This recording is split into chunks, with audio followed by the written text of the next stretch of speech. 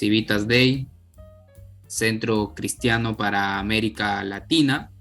En esta oportunidad voy a darle parte al profesor Alberto Mansueti, que estará desarrollando el tema de cristianismo y política cristiana. Al finalizar, ustedes pueden realizar sus preguntas en el chat para que el profesor Alberto pueda responderlos. Adelante, profesor. Muchas gracias, muchas gracias. Déjame hacer, perdonen el abuso, pero quiero hacer dos introducciones, no una, dos. En la primera les voy a hablar de un filósofo que se llama Alvin Plantinga. Alvin Plantinga tiene 86, creo, años, ¿ok? Y es un filósofo extraordinario. En la introducción 1 les voy a hablar un poquito de quién es Alvin Plantinga. Gracias a Dios está vivo todavía y produciendo y trabajando y debatiendo en filosofía. Y en la introducción 2 les voy a hablar de la politiquería evangélica. ¿Ok? La politiquería evangélica, en América Latina sobre todo. Bueno, introducción 1. ¿Quién es Alvin Plantinga? Alvin Plantinga es un filósofo cristiano reformado, calvinista, ¿okay? Que empezó una tarea titánica en los años 50. La tarea de rescatar la filosofía cristiana, o mejor dicho, construir más que reconstruir, porque él no estaba de acuerdo con todos los filósofos cristianos, digamos, de la historia, desde el siglo I hasta la fecha, explicaba que esas filosofías cristianas del pasado, muchas de ellas no habían podido resistir los embates anticristianos en la comunidad filosófica, en el mundo de la filosofía, ¿ok? Porque tenían bases endebles o porque habían sido formuladas en unos tiempos del pasado ya lejanos, ¿ok? Y entonces no nos podían ayudar en la tarea de reivindicar una filosofía cristiana. Pero, sin embargo, tomaba mucho de ello. Y tomaba de todos lados, tomaba por ejemplo de Aquino y de Calvino, y de hecho hay un modelo para entender la relación entre gracia y libre albedrío que se llama el modelo Aquino-Calvino. ¿Okay? Y ese fue Alvin Plantinga. ¿Okay? En un libro que se llama Dios, la libertad y el mal, ensayos de filosofía, del año 74, ¿ok? Después se dedicó a cimentar la posibilidad de una filosofía cristiana, la plausibilidad racional de las creencias cristianas, para decirle a todos los filósofos ateos que el cristianismo no era algo irracional, no garantido y no warranted en inglés, y por eso su libro del año 2000 se llama Warranted Christian Belief, o sea, creencia cristiana garantizada. Fue una tarea titánica, ¿ok? Se metió con una cosa muy peliaguda, que es la lógica modal, o sea, la lógica clásica, digamos, lógica griega, digamos, Aristóteles, es sobre proposiciones verdaderas o falsas, que son o no son.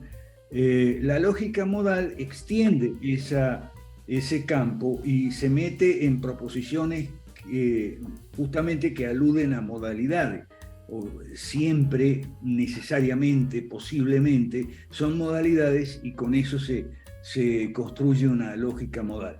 Él tomó mucho también, Alvin Plantinga, de la filosofía analítica, específicamente la filosofía analítica del lenguaje y todo eso. Hizo una tarea titánica, ¿ok? Rescató el mundo de la filosofía para el reino de Dios. ¿Mm? Respetadísimo por los católicos. De hecho, si usted quiere ver un video, hay un video del padre Enrique Moros de la Universidad de Navarra, que es un cura católico que hace en YouTube, lo tiene, toda una exposición de los aportes filosóficos de Plantinga, sobre todo en los dos terrenos esos de los dos libros que le mencioné, de 74 y de 2000, o sea, en el terreno del problema del mal y la libertad. Ahí le entra la predestinación, le entra, okay, y demás, y en el de 2000 sobre la garantía racional de las creencias cristianas. Entonces, no solo respetado por los católicos, además, él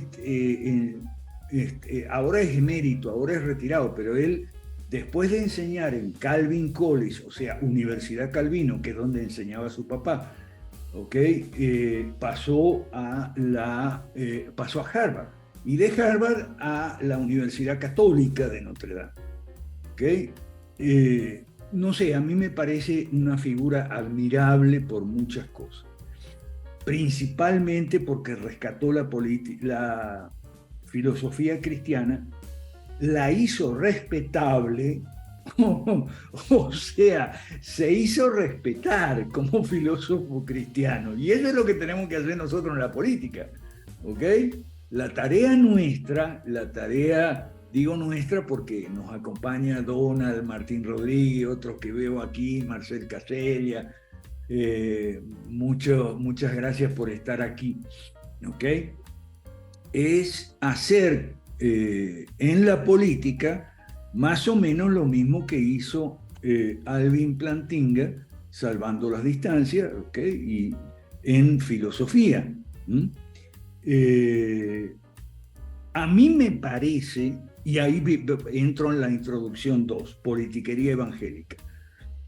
A mí me parece, pues es una opinión, que nuestra tarea es, si se quiere, más fácil que la de Alvin Plantinga. En los años 50, cuando Alvin Plantinga empezó su tarea, los cristianos habían sido expulsados de la comunidad filosófica. O sea, si usted era un filósofo, usted no podía hablar de Dios. No, prohibido hablar de Dios. Si usted era cristiano, bueno, está bien, no lo quemaban en la... está en español el libro, ok. Dios, la libertad y el mal, ok. Ese es el libro del 2000, en inglés. Entonces, si usted era cristiano, usted no podía hablar de Dios, ni de nada, ni de religión, ni nada en la filosofía. ¿Okay? Lo quitaban lo demeritaban, ¿no?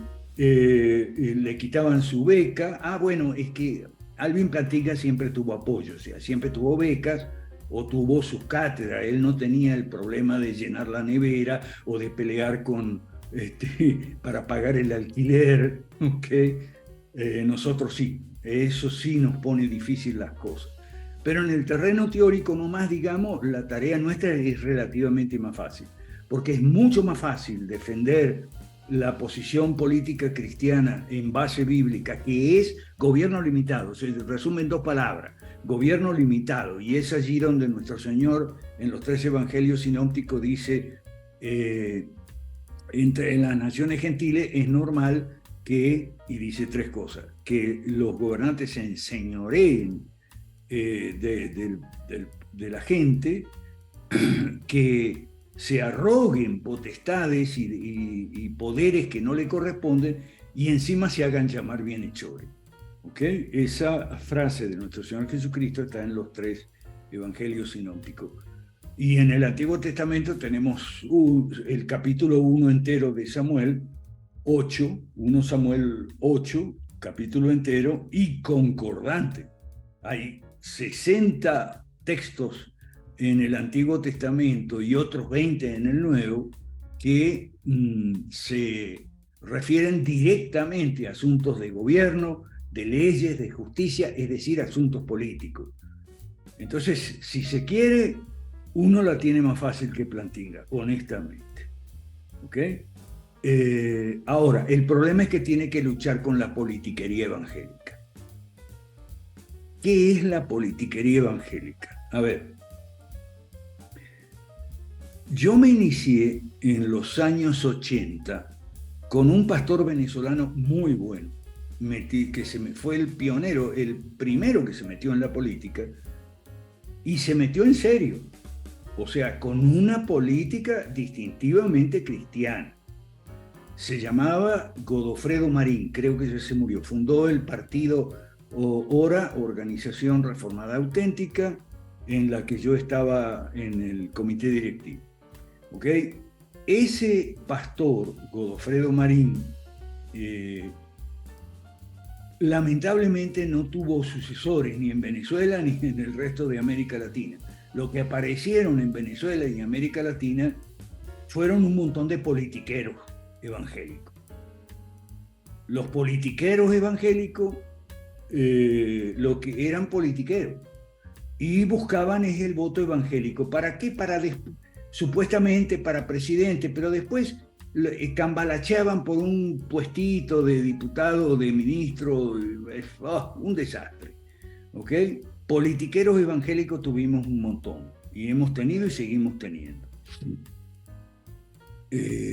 Otros politiqueros que no se sabe si son evangélicos o no, pero bueno, un desastre. Cuando nosotros lo primero que enseñamos, lo primero que vamos a enseñar en este curso que muchas gracias a Civitas Day que está promoviendo, es la diferencia entre política y politiquería. ¿Ok? Que para hacer un paralelo con Alvin Plantinga y la tarea en filosofía, la diferencia entre política y politiquería es más o menos la diferencia que hay entre filosofía, o sea, los filósofos y los sofistas, la sofística, ¿ok? Es más o menos. Y reivindicar implica, lo primero es salir del tema de que la política es sucia. No, la política no es sucia, es la politiquería lo que es sucia. ¿Ok? La politiquería es el afán de poder, no importa por qué medios, ¿ok? Para provecho personal, ya sea en dinero, en influencia o en figuración. Eso es politiquería. Y enredos entre los politiqueros, pleitos entre los politiqueros, eso es politiquería, pero eso es sucio, y no solo es sucio, sino que es de baja estofa, es horroroso y puede llegar a ser aburrido. Tiene aspectos graciosos, pero gracioso en el sentido de que lo gracioso es la otra cara de lo trágico, ¿no? Entonces, la política no es sucia, la politiquería sí, pero el cine, o sea, la cinematografía, no se hace sucio porque haya un género, llamémosle, en el cine, que es el género pornográfico. Quien te dice que la política es sucia está confundiendo política con politiquería. Es lo mismo que quien te dijera el cine es sucio porque confunde cinematografía con pornografía. ¿Ok?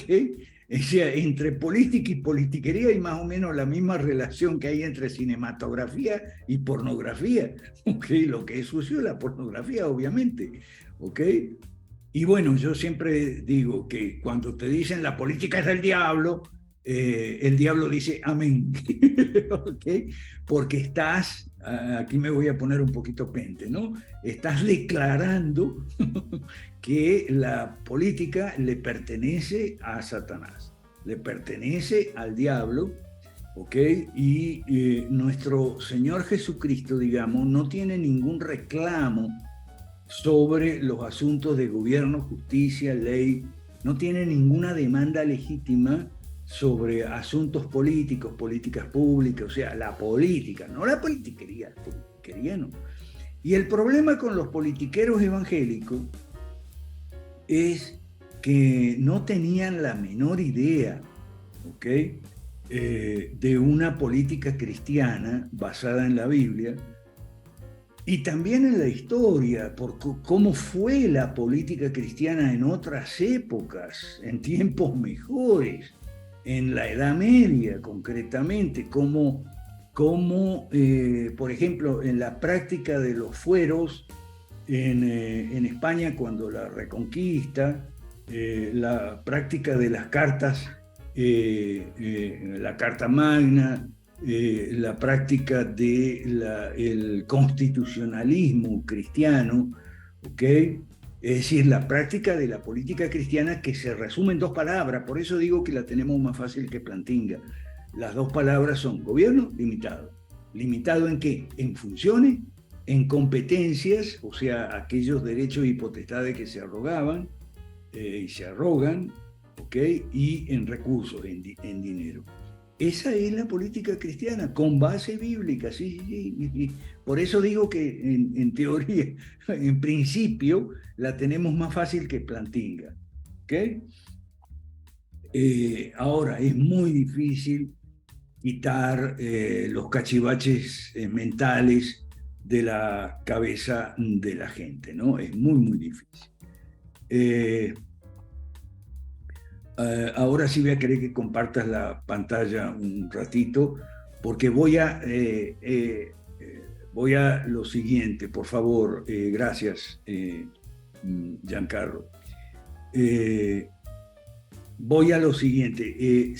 No sé si, Giancarlo, ya has hecho un chat de WhatsApp o algo con los estudiantes que se vayan inscribiendo. En la medida en que se vayan inscribiendo los estudiantes o vayas armando el chat, me gustaría estar para pasarles estos materiales.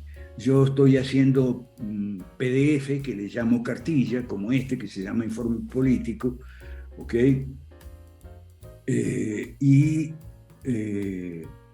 Sí, 1 de julio es hoy, fue esta mañana la reunión donde discutimos ese informe político, ¿ok?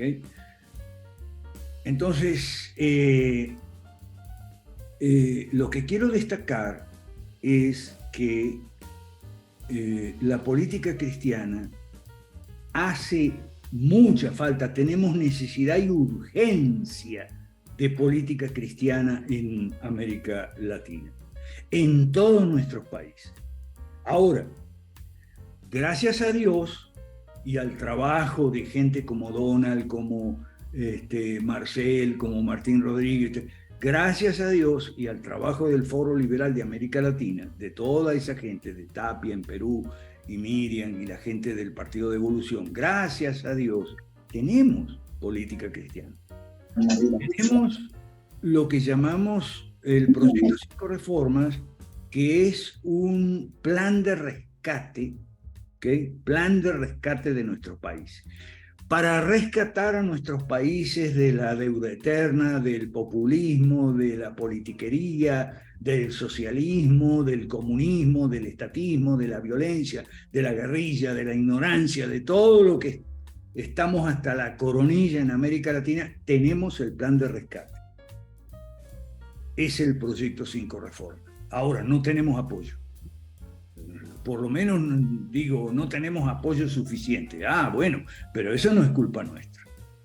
Y uso la expresión plan de rescate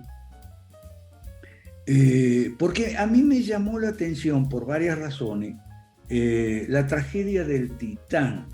O sea, que cuando el sumergible que llevaba 5 personas adentro, no importa que fueran millonarios o no millonarios, ese es un detalle, llevaba 5 vidas humanas adentro, que fueron a mirar el Titanic porque querían mirar el Titanic. Bueno, eso es una tontería, pero no importa, me refiero que fue una tragedia porque hubo 5 vidas humanas, millonarios o no, snobs o no snobs, que pagaron $250,000 cada uno, ¿okay? Para ir a mirar el Titanic, y lo vieron, pero después que lo vieron se murieron.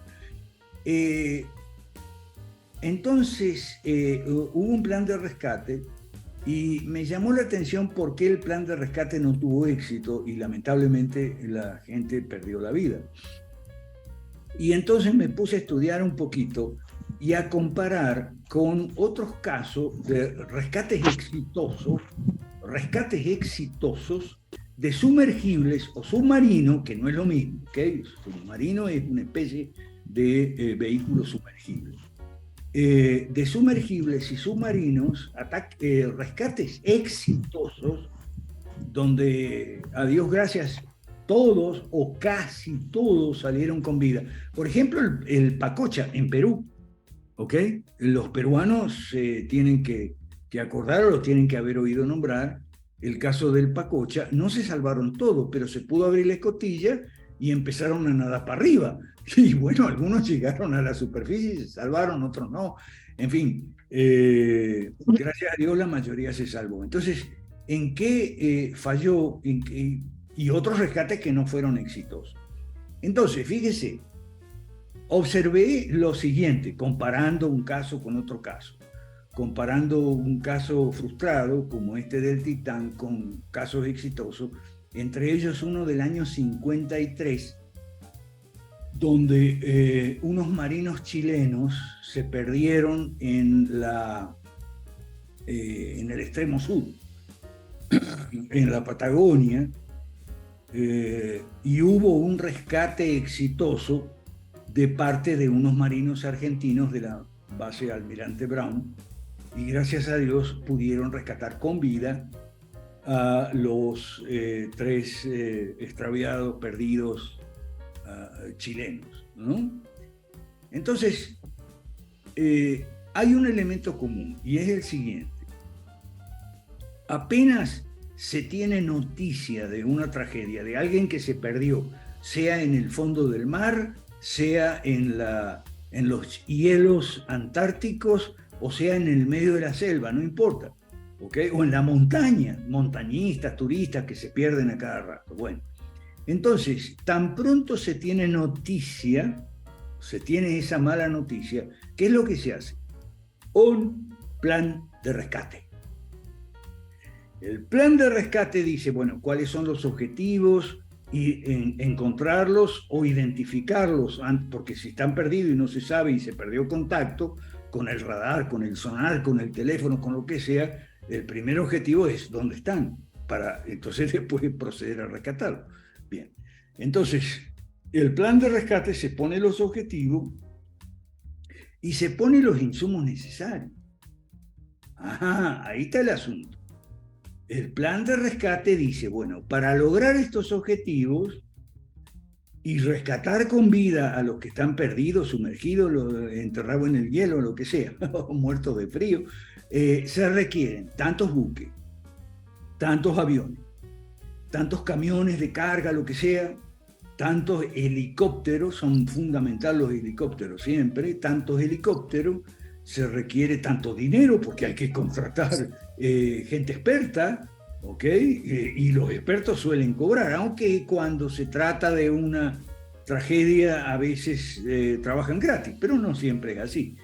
Se necesitan tantos equipos de radar, de sonar, de lo que sea, además por supuesto de cuerdas y picas para clavar y todo ese tipo de cosas. Que le va bien, Juli. Y el equipo que tiene que llevar la gente, porque la gente tiene que ir vestida para la circunstancia y con todo el equipo, incluyendo comida, bebida, para todos los días que van a estar. A veces los rescates duran 20 días, 30, 40, bueno, la gente tiene que comer. ¿Ok? Ahora, lo que yo vi es que casi todos los rescates frustrados, o sea, casi todo es por falta de apoyo necesario, falta de insumo. Y eso es lo que nos pasa a nosotros. Tenemos un tremendo plan de rescate, pero la gente no nos apoya. Y como la gente no nos apoya, vamos a ir, ya se pasó media hora. A mí no me gusta hablar mucho, me gusta parar y recibir cuestiones de, ¿cómo es? Preguntas, dudas, comentarios, observaciones, experiencias o incluso cuestionamientos. Si usted cree que lo que yo estoy diciendo no tiene sentido, pues, dígamelo con toda franqueza, ¿ok? Entonces anote anote en un papel o anótelo en el chat si quiere, ¿ok? Entonces tenemos este informe político, empieza con esta página porque me pidieron hablar de Milei y de otras experiencias, el cuadro político, digamos, país por país. Milei se desinfló, aunque algunos no se han enterado todavía. Pero Milei se desinfló porque era un globo. Y era un globo por razones atribuibles a él mismo, pero por otras razones de las cuales él no tiene la culpa. Él no tiene la culpa que por 40 años, desde los 80 en adelante, Atlas Network, que se supone que es pro gobierno limitado, dependiente de la Mopelerán, ¿ok? Han estado castigando el pecado, entre comillas, de acercarse a la política de los jóvenes liberales, exactamente lo contrario de las ONG de izquierda. Y los pastores evangélicos le están diciendo a su feligresía que la política es el diablo y tal. Y otra gente está confundiendo las cosas. Por ejemplo, la gente que te habla de la batalla cultural. No hay batalla cultural, por Dios. La batalla cultural no es otra cosa que la batalla política en el frente ideológico. No saben nada de política. La política siempre se transcurre en 4 niveles. El nivel ideológico, y eso es lo que ellos llaman la batalla cultural. El nivel programático, o sea, en el caso nuestro, el plan de rescate, o sea, las políticas públicas que se proponen o se cuestionan. El tercero es el nivel representacional, o sea, en nombre de quién estás proponiendo esto, ¿ok? Porque no me digas en nombre de todo el pueblo, porque eso es populismo, ¿ok? Y no se puede quedar bien con todo el mundo. Y el último es el electoral. El subsuelo, esos son los 4 pisos, planta baja y 3 pisos superiores. Y el subsuelo es la politiquería. ¿Okay? Lo que tenemos. Entonces, no hay batalla cultural, es la parte ideológica de la actividad política. Y no me vengas a decir que yo no soy ni de derecha ni izquierda. Yo estoy dando un pequeño curso de historia de la Iglesia Cristiana con base a las enseñanzas de un pastor muy bueno que tiene cursos en YouTube sobre historia de la Iglesia Cristiana, se llama Luis Floriano. Son muy buenos los videos. Luis Floriano. Y pone... Con esto de yo no soy de derecha ni de izquierda, me hizo acordar una metáfora que él usó para decir que no tiene sentido decir yo no soy ni calvinista ni arminiano. Eso es como decir, yo no estoy, cuando sales de la ducha y te secas con la toalla, es decir, yo no estoy seco ni mojado. Una de dos, o estás seco o estás mojado. Y si estás mojado, porque recién saliste de la ducha y no agarraste todavía la toalla, si estás mojado, estás mojado.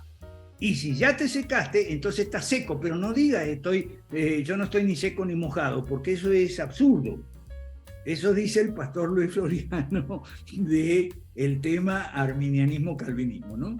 Él es calvinista, por supuesto, ¿okay?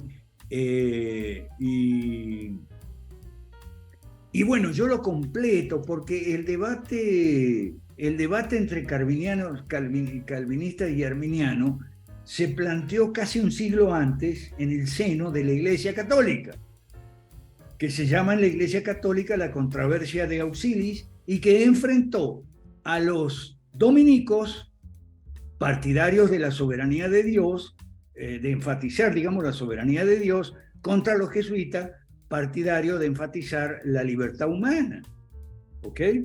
Entonces, curiosamente, pero Floriano no lo sabe, o por lo menos no lo expone ahí, no lo he encontrado, ¿no?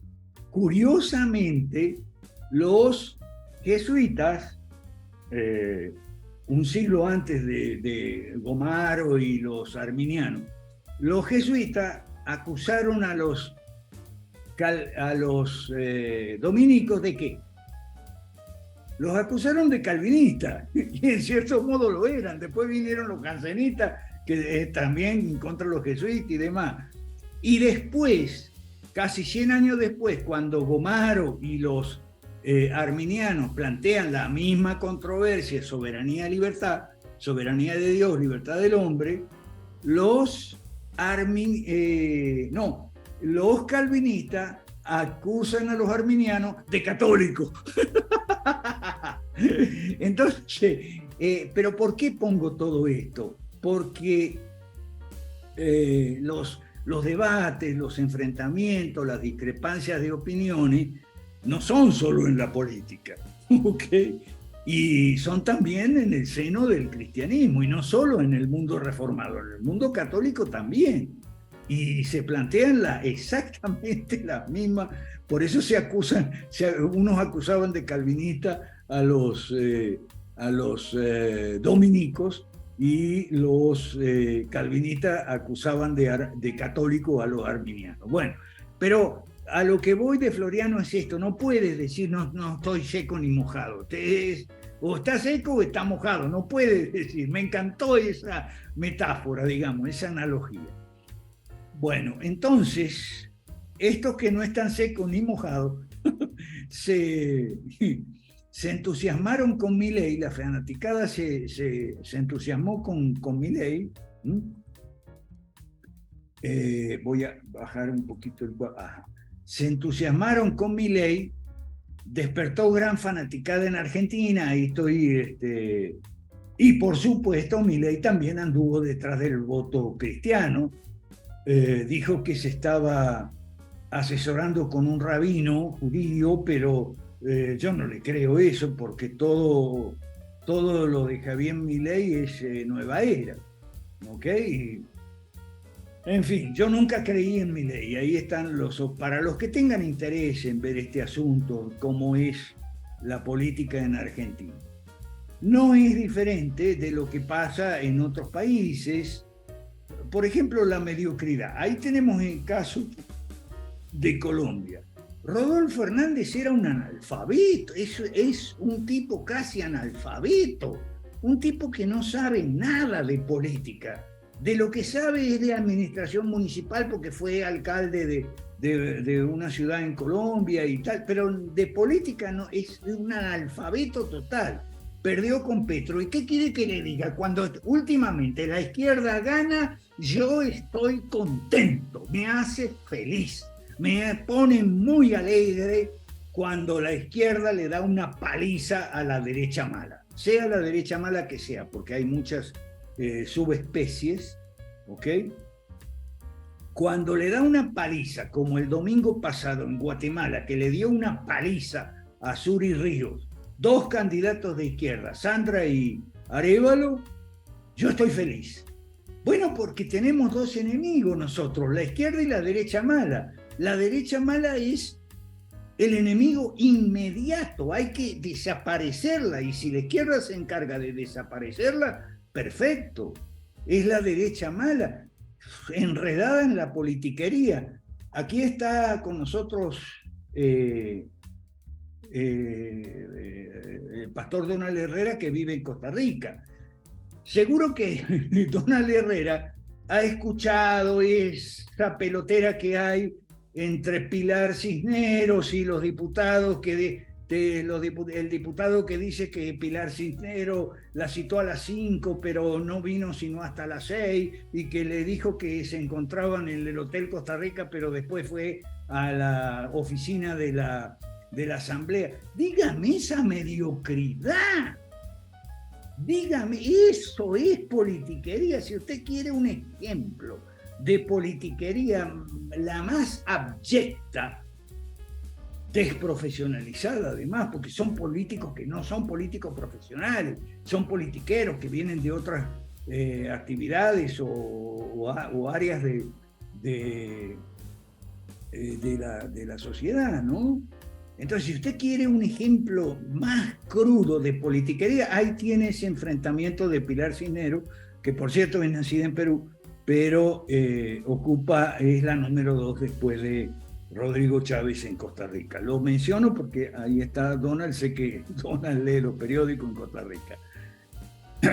En Colombia, la oposición organiza una protesta callejera cada 2 meses y el gobierno responde con otra y todo sigue igual. En Chile los republicanos tienen 23, mayoría de consejeros constitucionales, pero no saben qué van a hacer, porque no tienen programa, ni plan, ni hoja de ruta, ni nada. No saben qué es lo que van a proponer. Si van a proponer seguir con la constitución actual sin modificaciones, o seguir con la constitución actual con cambios, pero tampoco saben cuáles cambios, o montarse al camión de la izquierda e ir a una constitución nueva. No tienen la menor idea. Entonces, cuando viene la izquierda y les da una paliza, yo feliz, feliz, feliz de la vida. Ajá, y ahora en Guatemala está el rojazo y la rojita. Esta elección, la derecha mala no sirve para hacer cambio profundo, pero tampoco sirve para contener a la izquierda, que es a lo que aspira. No aspira a cambios profundos, aspira nada más que a contener, o sea, contencionismo, pero ni para eso sirve. Fíjese lo que pasó con Bolsonaro en Brasil. Y entonces ahora se quejan porque lo inhabilitan a Bolsonaro, inhabilitan a Corina. Bien hecho que los inhabiliten, que los aplasten como cucarachas, no sirven para nada. En Costa Rica, aquí anoto que la popularidad de Rodrigo Chávez va disminuyendo. En Paraguay la derecha mala ganó en abril de este año. Pero de inmediato protesta anticorrupción por la paranoia del fraude, la histeria anticorrupción, etc. Vamos mal en toda América Latina. Tenemos un plan de rescate, pero ¿por qué no conseguimos apoyo para ese plan de rescate?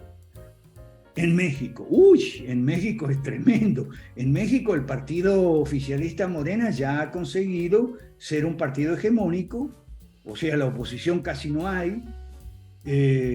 Y el presidente se inclina por promover la candidatura de Claudia Sheinbaum contra la de Marcelo Ebrard, y ella va a ser la próxima presidenta de México, lo más probable, ¿ok? Y ojo, ella es la más radical, es una radical, extremista, ideológica, una fanática religiosa de la Agenda 2030 y LGBTQI+, y todo eso. Se dan el lujo de competir solo entre ellos. En Bolivia, por ejemplo, Evo combate al presidente que él mismo escogió, igual que Cristina Kirchner. O sea, no me digan que en mi país la situación es diferente. No, no es diferente. Estamos igual en todas partes. En Honduras, ¿por qué la señora Xiomara Castro, la esposa de Mel Zelaya, ganó las elecciones? Fue la lógica secuela de manifestaciones anticorrupción. ¿Ok? En Ecuador, Lasso, un fracaso. En Uruguay, el Frente Amplio camina hacia recuperar el gobierno. Ahí tenemos el caso España también, todo detrás de señor Abascal, el Vox y la Carta de Madrid, todo eso. Bueno, este PDF yo se los voy a dejar en el chat que me indique, que me incluya Giancarlo, o en el que me vaya a incluir en otro momento. Cuando toda la teoría política clásica enseña que si la democracia no funciona, entonces vamos para la tiranía o vamos para la anarquía. Es decir, Cuba o Haití. Ahí hay dos artículos. ¿Ok? Tiranía o anarquía. Ah, pero tienes un montón de gente en América Latina que está en contra de la democracia. Bueno, así no podemos avanzar. ¿Ok? Aquí hay un ensayo de pronóstico, número 1 y número 2. Explico por qué vamos a la tiranía en el número 1. Y en el número 2, por qué, si no es tiranía, vamos a la anarquía. Por eso digo que con franqueza, mi esperanza es la izquierda. Porque la izquierda siempre ha estado en contra del Fondo Monetario. Y el Fondo Monetario no es nada capitalista, como dice la izquierda, pero sí el Fondo Monetario es el que sostiene financieramente a los gobiernos en problemas, a los gobiernos insolventes, y les da inyecciones de oxígeno, de dinero, y ya hay un portal de izquierda que se llama Porrea, que está pensando en el patrón oro, que es nuestra solución. ¿Qué hacemos nosotros mientras tanto? Bueno, seguimos dando a conocer el proyecto 5 Región. Si me permites compartir en pantalla, Giancarlo, hay un cuadrito en la página Sí, ¿Ok? sí puedo compartir, profesor. Sí, por favor, en la página, pero anda directo eh, a la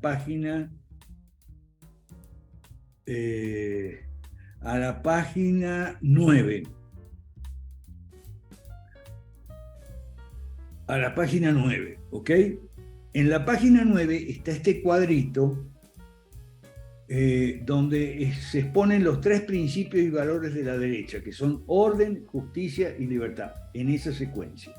Aquí me baso mucho en un autor que se llama Kühnel Levin.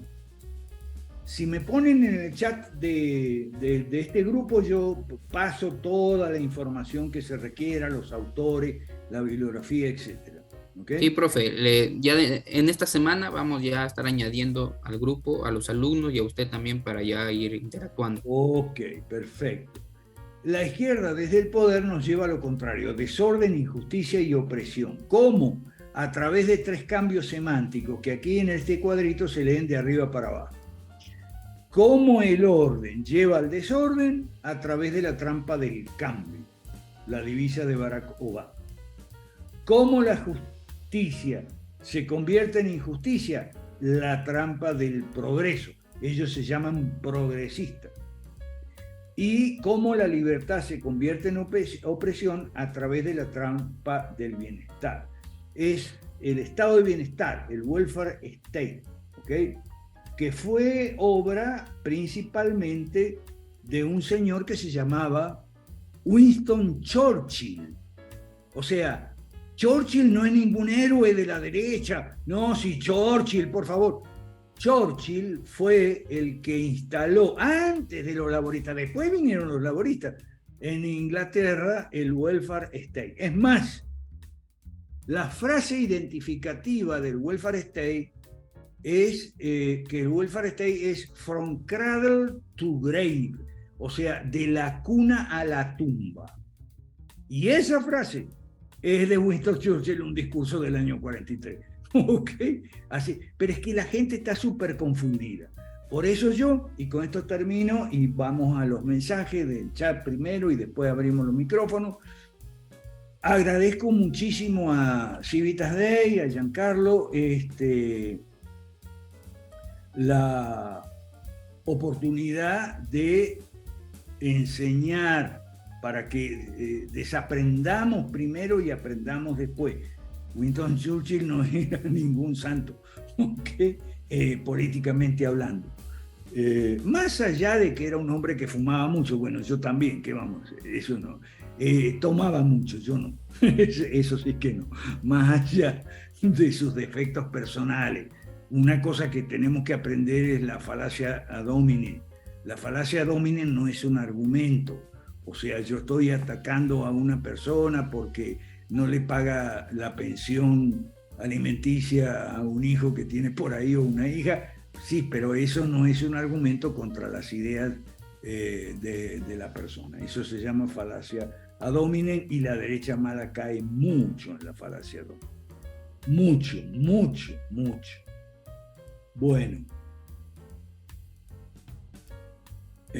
Ok, aquí en Jonathan dice la política es una introducción, Jonathan. No sé qué es lo que querías tú esperar. Si esperabas otra cosa, abre el micrófono y dale. ¿Ok?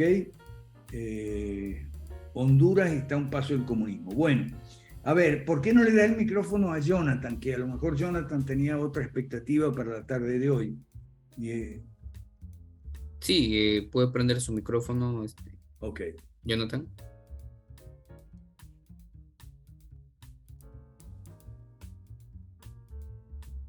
Ok, a ver.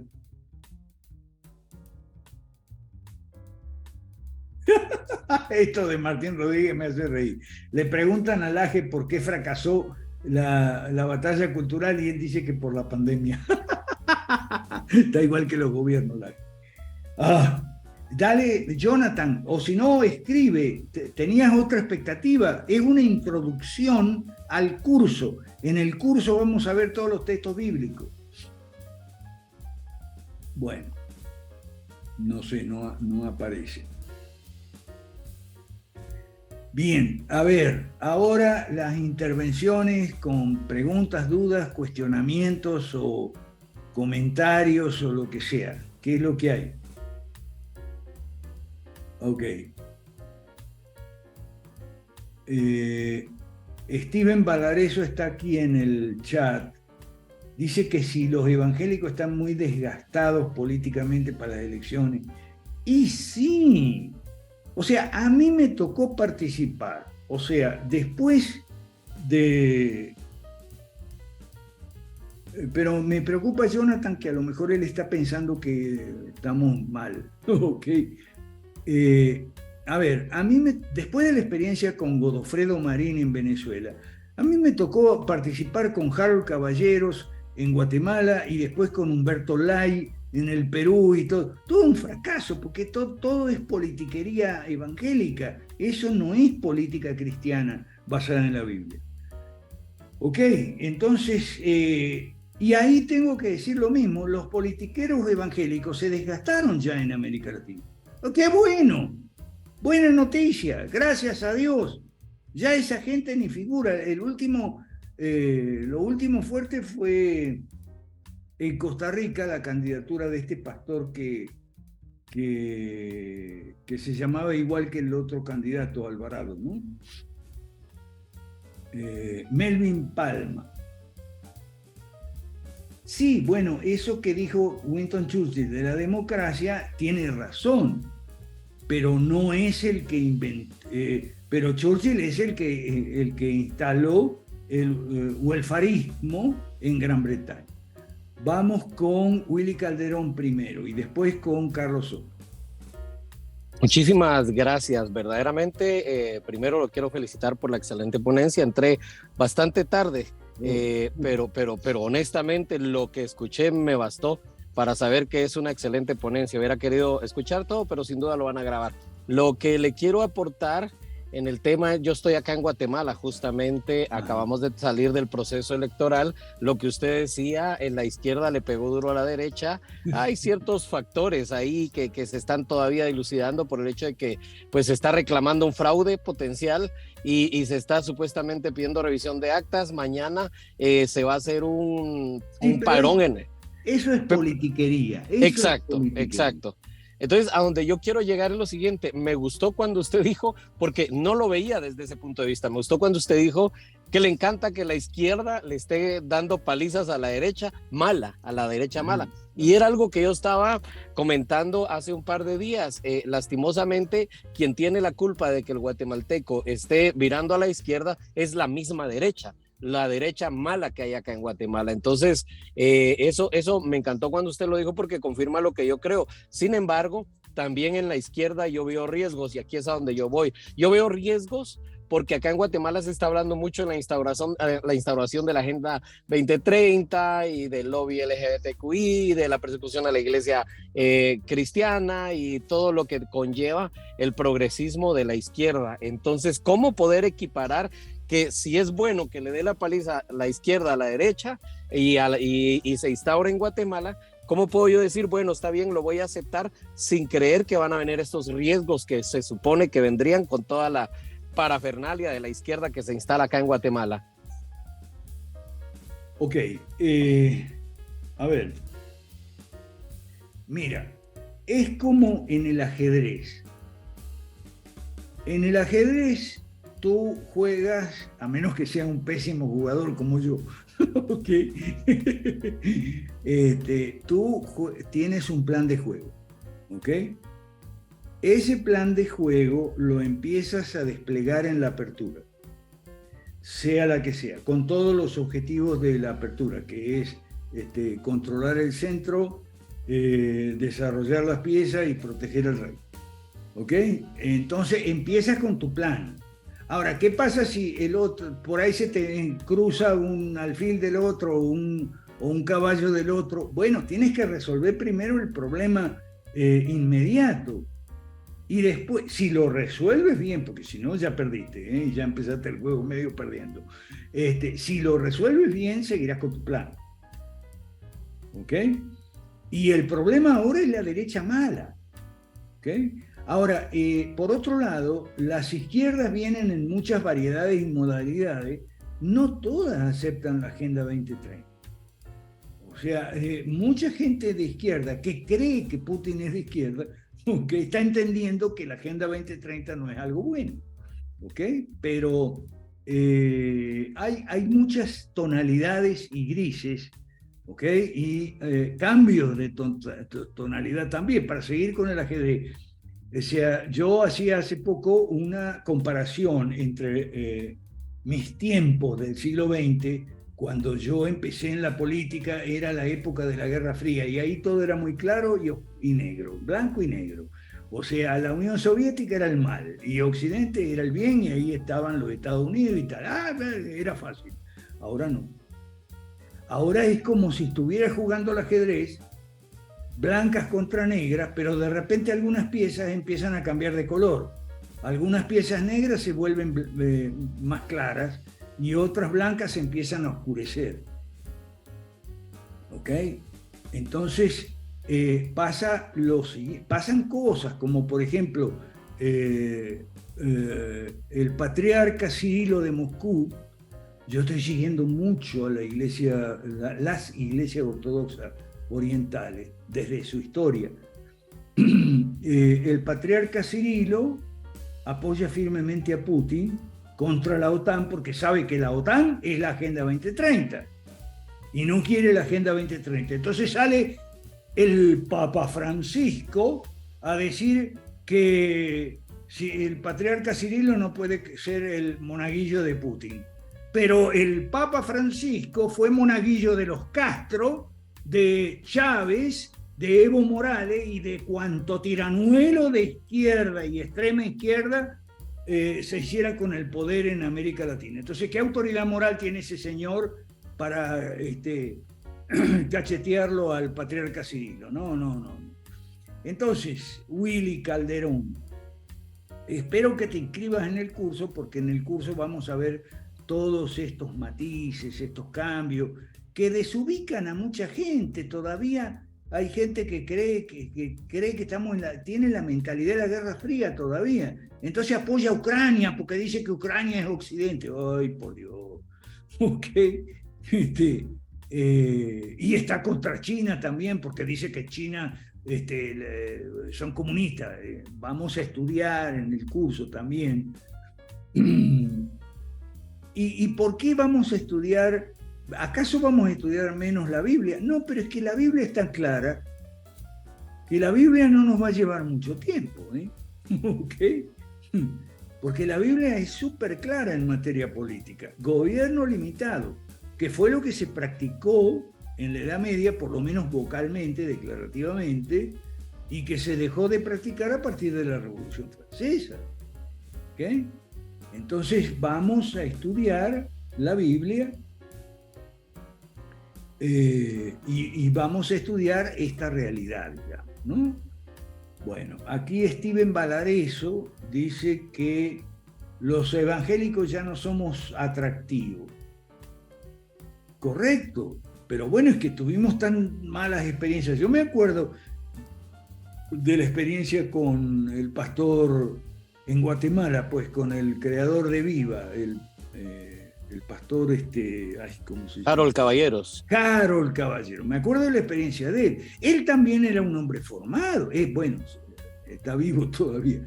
Es un hombre formado. En esa época era un hombre formado también, pero no practicaba la política de su formación, sino otra más bien de izquierda. Y cuando yo lo encaré y le dije, pero bueno, ¿qué es lo que pasa? No, que ahí están los votos. Ay, no. Y después terminó de canciller del presidente Otto Pérez, que está preso ahora. Ay, no. Canciller por 6 meses. Ay, no, qué desastre. Entonces, por supuesto que ya no somos atractivos. ¿Ok? Entonces, bueno. Steven Valareso, después vamos con Melvin Palp.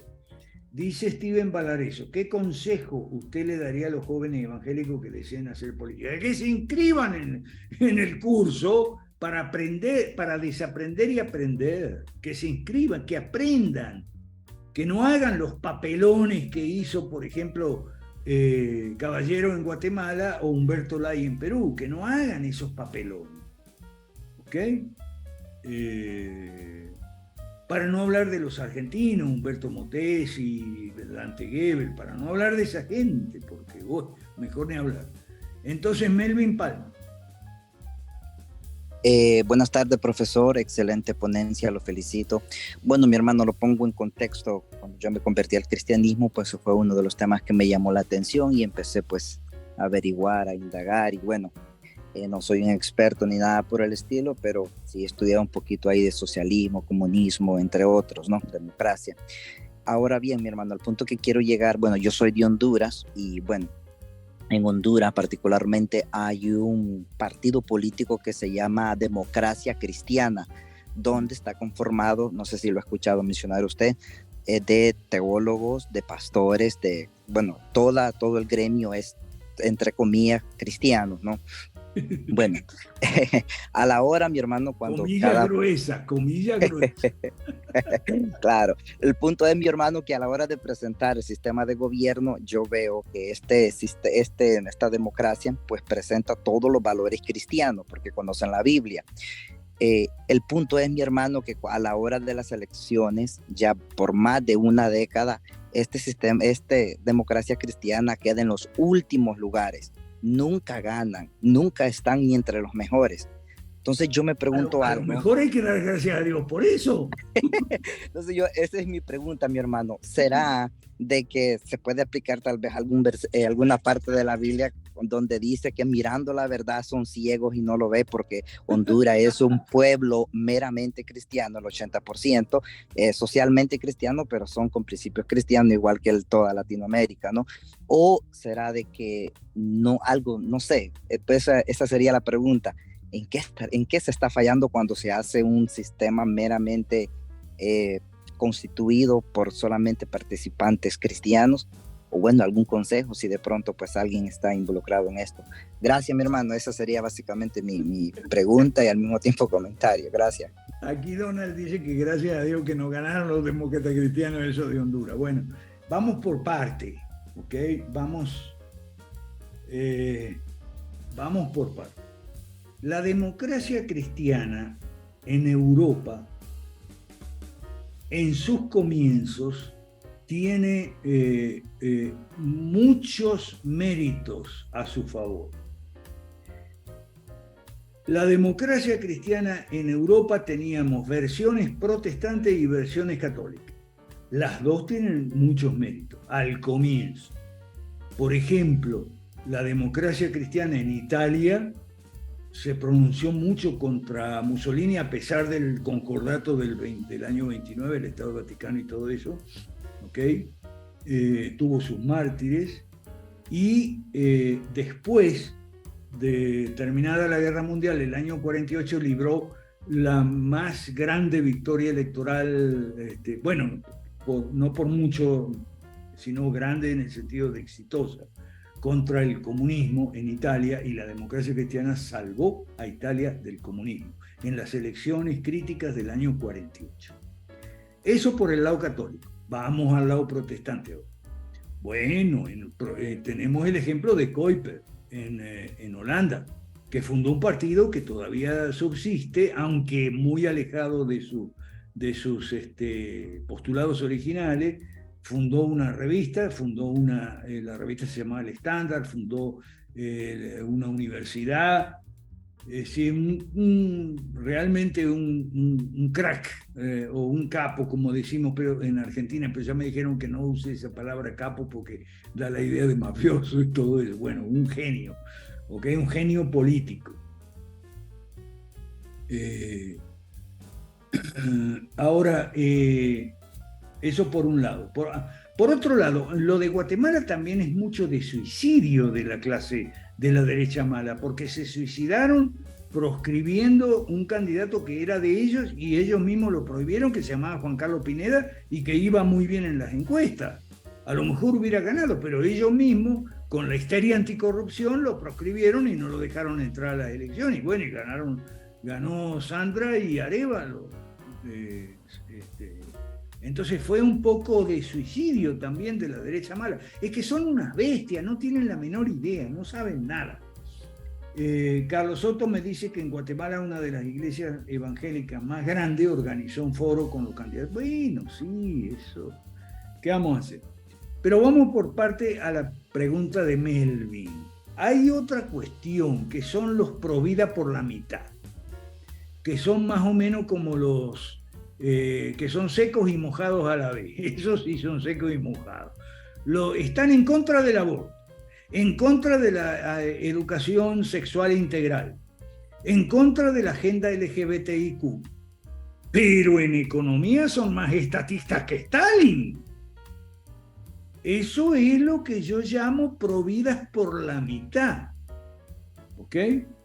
Porque ¿cómo vas a decir que defiendes la vida si estás a favor de todos los obstáculos en la economía que se pone el estatismo para que la gente no pueda ganarse el pan decentemente? ¿Ok? Entonces son los pro vida por la mitad. Ahí hay mucho de la predicación de Agustín Laje. Agustín Laje tiene un gran problema, que es la ignorancia del marxismo. Él no sabe nada de marxismo. ¿Ok? Y nosotros sí vamos a estudiar marxismo en el curso, ¿eh?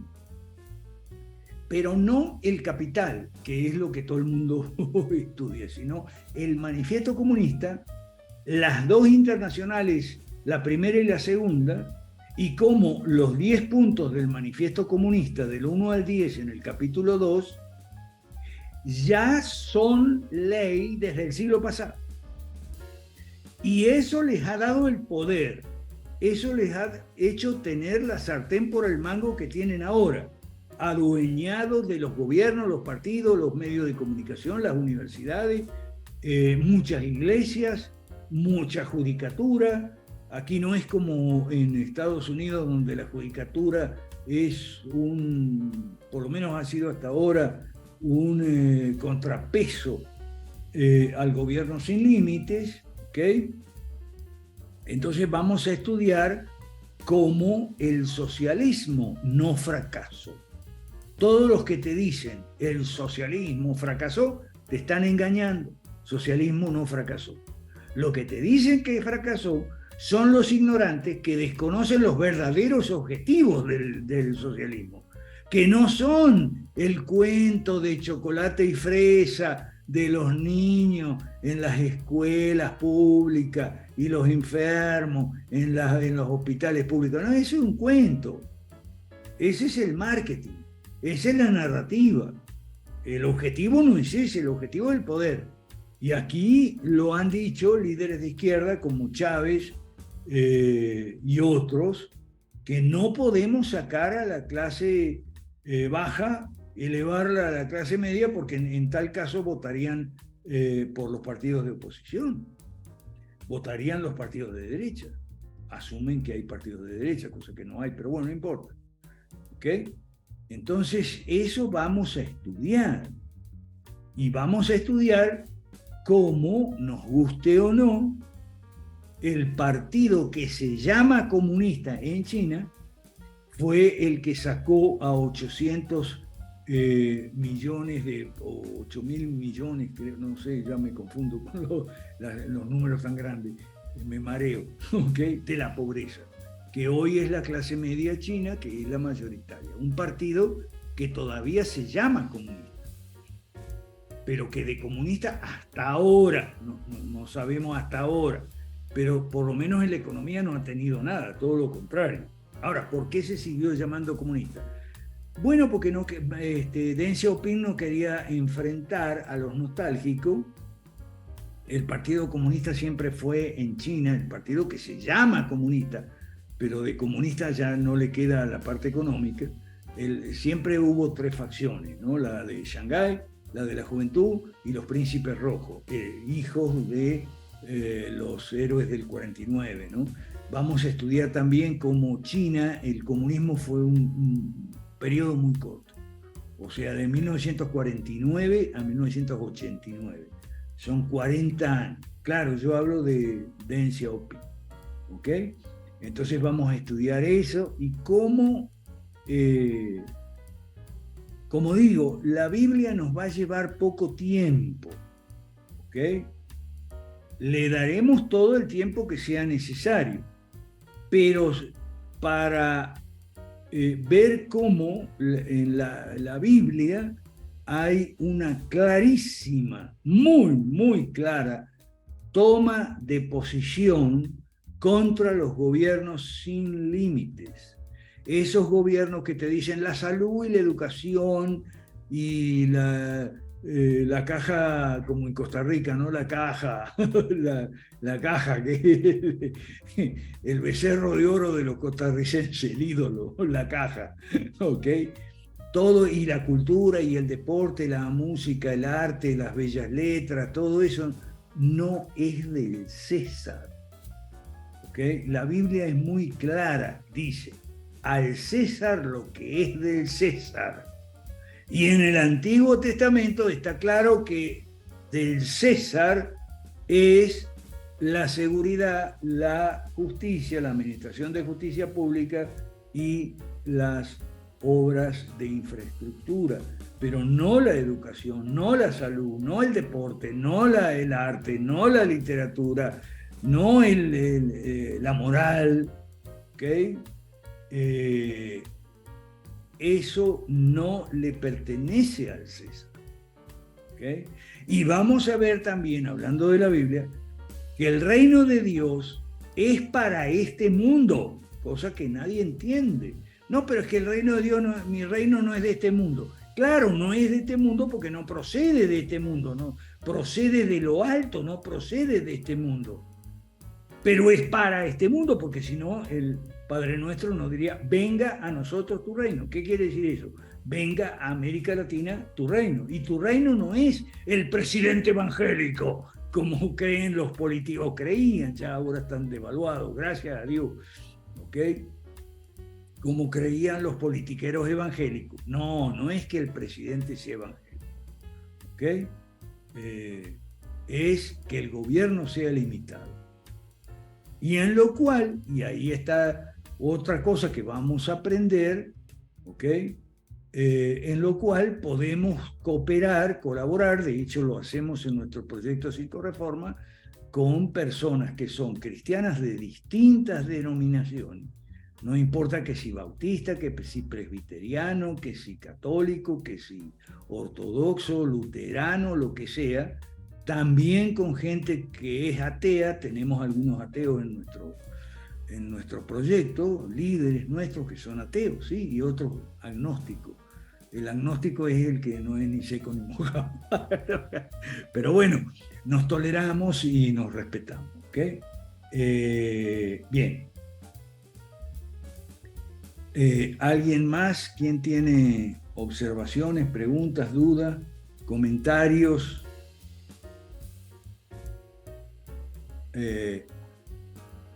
Los ídolos son bueno, a ver, si no hay comentario, en mi horario me da casi media hora más, así que si no hay más comentarios, a ver.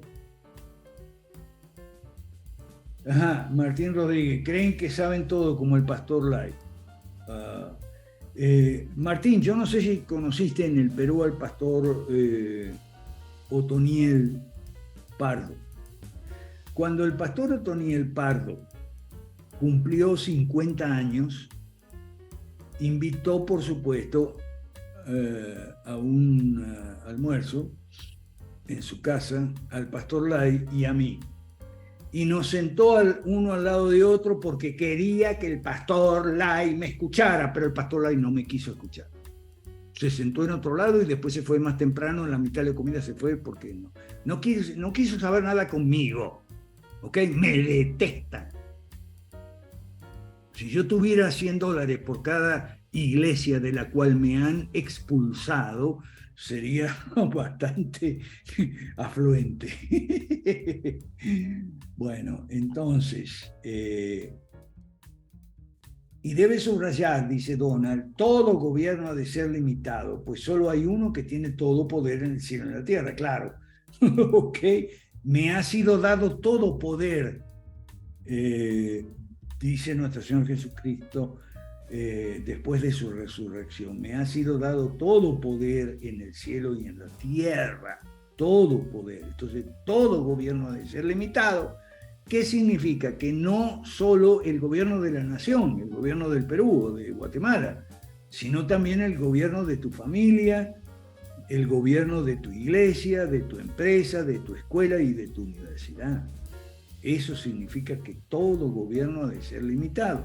Pero no venga con la utopía del señor Ancho Bastos, que ahora a Ancho Bastos se le ha dado por ser religioso. No ser religioso, sino apoyar la religión. Y apoya la religión con un argumento utópico tontísimo. Él dice, pero es que si todo el mundo fuera, porque él es anarquista, si todo el mundo fuera cristiano no se necesitaría gobierno. Pero señor, deje la utopía. Ya Popper nos advirtió a todos los liberales, ¿okay?, que la utopía era el peligro más grande. Entonces, son argumentos tontos. Por eso, uno de los méritos de Alvin Plantinga fue la de ser extremadamente exigente con los argumentos. Tanto los argumentos de los cristianos como de los argumentos de los ateos, incluso exigente con los argumentos de él mismo. ¿Okay? Ese es uno de los grandes méritos del profesor Alvin Plantinga, que yo estoy estudiando, porque sí, yo siempre estudio, ¿sí?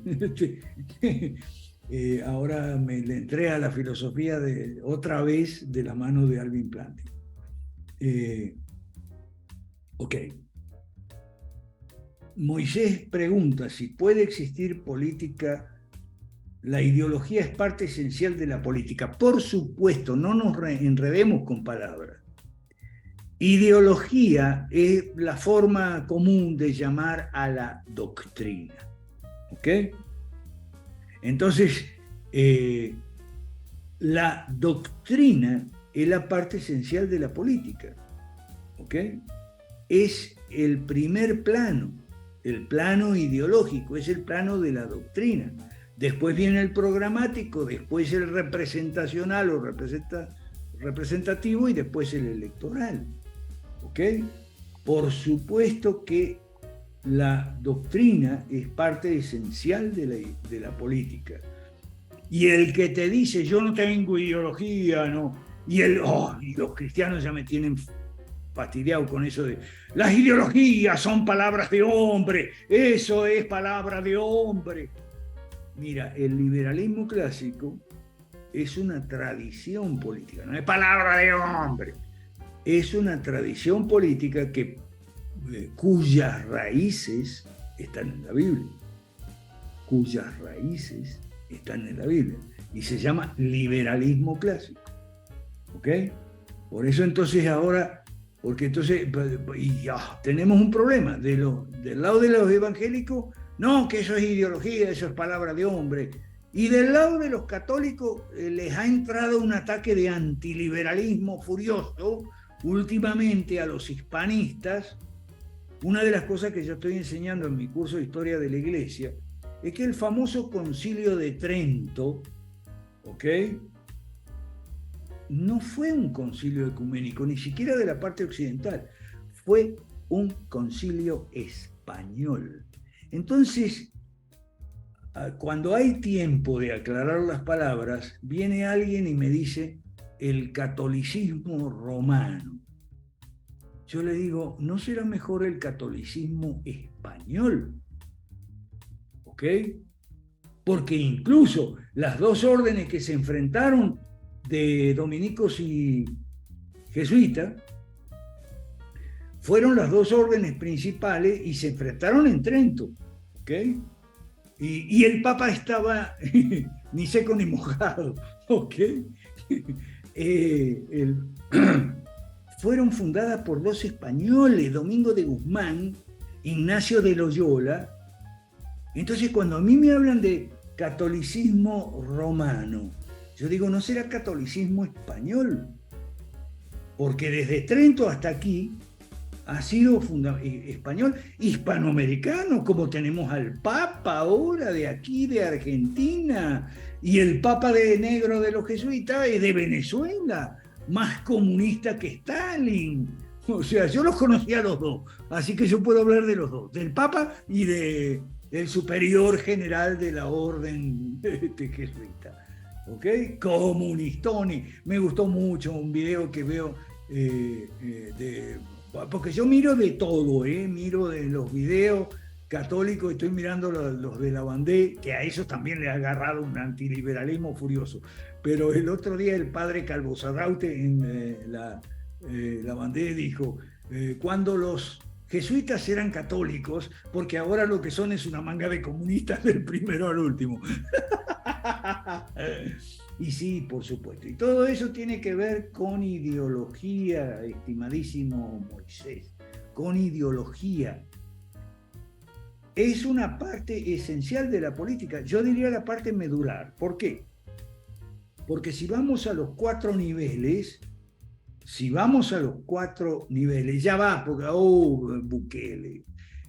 Si vamos a los 4 niveles, del ideológico se deriva el programático. Vos no podés tener... Claro, lo que pasa es que mucha gente que es socialdemócrata, dice su ideología, esconde su ideología. Entonces te dice, yo no tengo ideología. Entonces tenés que bajar al segundo nivel y preguntarle, bueno, ¿pero qué propones tú? ¿Cuáles son las políticas públicas que tú vas a desplegar? Y ahí vienen todas las políticas socialdemócratas. Entonces, porque el programa deriva de la ideología.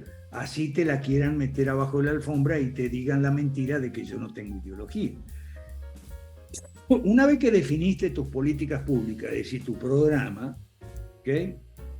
Vas a ver quién te va a apoyar, porque no te va a apoyar todo el mundo. No puedes dejar contento a todo el mundo.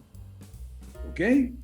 O sea, a los parásitos no le conviene tu programa. Entonces el parásito no te va a apoyar. El politiquero, el demagogo, el populista, el comunista, no te va a apoyar, flaco. Y si tú eres bien claro contra los liberprogres, como somos nosotros, no somos liberprogres, no somos liberfachos tampoco, los liberprogres no te van a apoyar, los liberfachos tampoco. Muy bien. Entonces, cuando tú descartaste todos los que no te van a apoyar, entonces vas a ver que, ¿quién te va a apoyar? Ok. Ahí están aquellos a los cuales tú representas.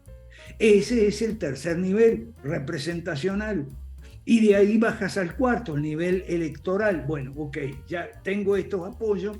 ¿Cómo podemos hacer para que estos apoyos se traduzcan, o sea, de los representados, se traduzcan en votos y en fiscales que cuiden los votos? No te podés presentar a una elección sin fiscales en la mesa y en las totalizadoras, en las provinciales, en la nacional, que tenés que tener fiscales cuidadores, veedores que te cuiden los votos. No podés ir a meterte en un barrio peligroso, ¿ok? Con el celular en la mano, porque te lo van a quitar, hombre. ¡Ay, qué cosa! Ok. Bukele. Bukele es un facho comunista. Yo tengo varios videos sobre ese tema en mi canal. Bukele es un facho comunista. Bukele es un tipo de izquierda. Toda la vida fue de izquierda, su carrera, su familia, su juventud, toda la vida en el Farabundo Martí. Cuando el Farabundo Martí lo echó, porque lo echaron, primero lo echaron de Nueva Cuscatlán y después lo echaron, después de San Salvador, cuando lo echaron, bueno, entonces él hizo otro partido, pero él no dejó de ser de izquierda. Y lo ha aclarado en Facebook hace poco. Yo soy de izquierda. Ahora, que usa método fascista, bueno, eso no te tiene que extrañar porque el fascismo es de izquierda. Por eso no somos fascistas, ni liberfachos nosotros, ni filofachos. Nada que ver. Los católicos dicen que si se le da libertad a la gente entra en el libertinaje. Libertinaje es crear una empresa. Libertinaje es vender un producto, vender un servicio. Libertinaje es contratar. a un trabajador, a un proveedor. Libertinaje es cotizar en bolsa. Libertinaje es pedir un préstamo al banco, siempre y cuando lo devuelvas, por supuesto, después y todo eso. O sea, eso es una idiotez. ¿Okay? El libertinaje. ¿Qué es libertinaje? Por Dios, defíname lo que es libertinaje. Ah, bueno, libertinaje es la droga, el sexo promiscuo. Sí, pero eso se llama pecado. ¿Ok? En la Biblia eso se llama pecado. Sexo promiscuo, homosexualidad, ¿ok? Bueno, droga no está en la Biblia, pero por extensión se puede, de acuerdo a la lógica modal, ¿no es cierto? Alvin Plantinga se puede poner que la droga es pecado. Entonces le llaman libertinaje al pecado. ¿Pero qué les pasa? ¿Por qué no llaman pecado al pecado? ¿Por qué le llaman libertinaje? Para decir que estamos en contra del liberalismo, porque el liberalismo promueve el pecado. El aborto también es pecado, ¿ok? Y los liberprogres promueven el aborto, pero nosotros no, ¿ok? Vamos a estudiar eso en el curso, ¿ok? Busca a Alberto Mansuetti, busca en Google, me pregunta cómo se llama el canal, busca a Alberto Mansuetti en Google y te va a llevar a mi canal, los videos. ¿Qué significa el término facho? Fascista, filofascista. Bueno, ¿hay algo más en micrófonos? Ok, un ratito, nos quedan 10 minutos en mi reloj. Poneme otra vez el PDF, que hay algo que quiero destacar para despedir, por favor. Ok. Está en la página... Ajá. Hay 2 libros. Mientras tanto, vamos a la página 8.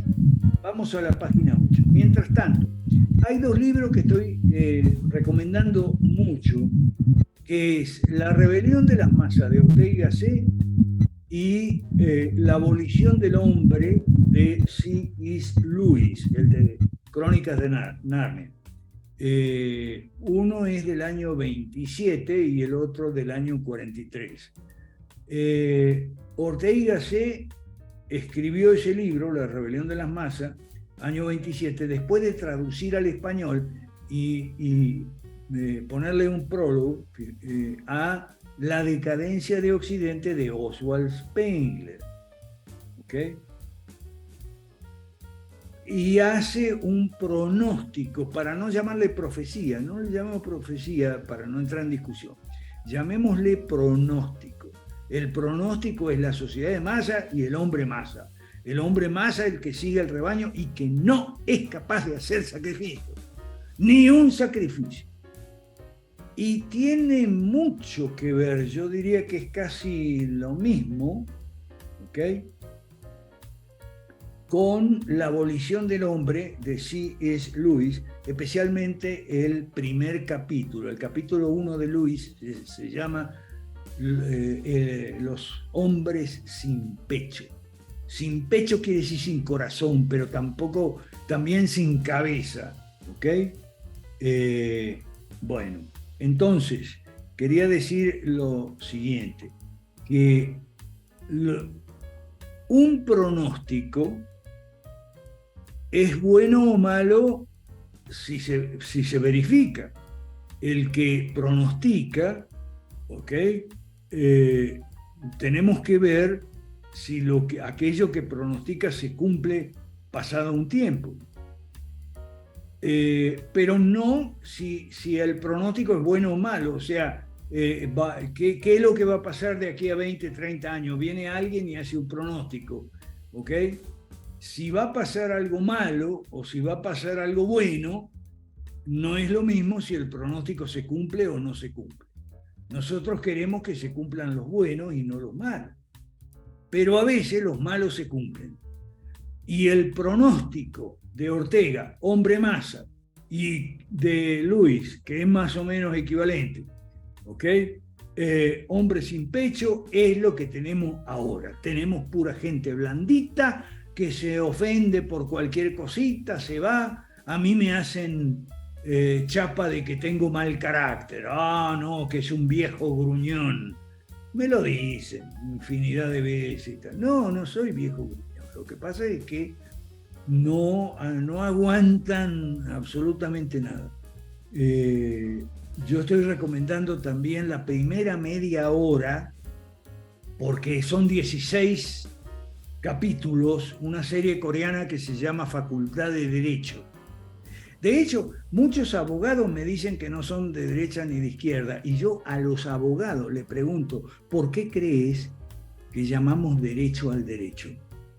Porque lo derecho es lo correcto, lo justo. ¿Ok? Pero hay infinidad de abogados que se han graduado y no saben por qué llamamos derecho al derecho. ¿Ok?